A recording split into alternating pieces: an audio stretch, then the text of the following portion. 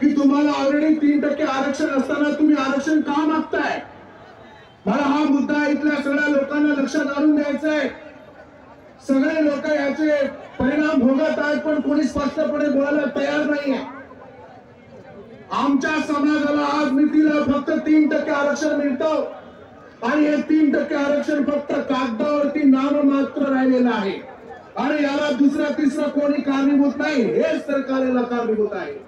कारण 3% आरक्षण याच्यामध्ये काही लोक अवैधरित्या खोटे जातीचे प्रमाणपत्र काढून आमच्यामध्ये घुसखोरी करतायत आणि जी लोक घुसखोरी करतायत त्या घुसखोरांना हे सरकार अप्रत्यक्षपणे पाठबळ देण्याचं काम करतंय। म्हणून या सरकारचं मी पहिल्यांदा जाहीर निषेध करतो की तुम्ही आमचं 3% आरक्षण संपवण्याचं काम केलंय। एसआयटी लावली आणि एसआयटी कॅन्सल तुम्हीच केली।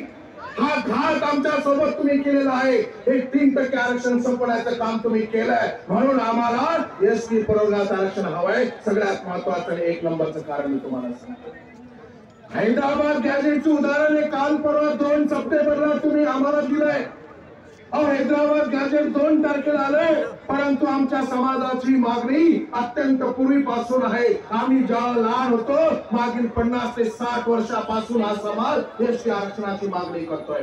वसंतराव नाईक साहेबांच्या काळात मागणी केली, रामराव बापूंनी मागणी केली, आम्ही गोडसेनेच्या वतीने 2013 साली महाराष्ट्रामध्ये 1 नव्हे 2 नव्हे 25 ठिकाणी आंदोलन त्या ठिकाणी केले, परंतु तुम्ही हे सरकारने आमच्यासोबत डोळे झाकपे ना केला आणि वेळ काढूपणाचा त्यांनी सगळा प्रकार केलेला आहे। आणि म्हणून ही मागणी आताची नाही, मागणी अत्यंत संविधानिक आहे। सगळ्यात महत्वाचं उदाहरण म्हणजे आमच्या प्रवीण भाऊनी सांगितलं, हरिभाऊनी देखील सांगितलं, ज्या वेळेला भाषावर प्रांत रचना झाली त्यावेळेलाच आम्हाला एसटी आरक्षण द्यायला हवं होतं भाऊ, परंतु त्यावेळेला आमच्या समाजावर धोकाधडी निर्माण झाली।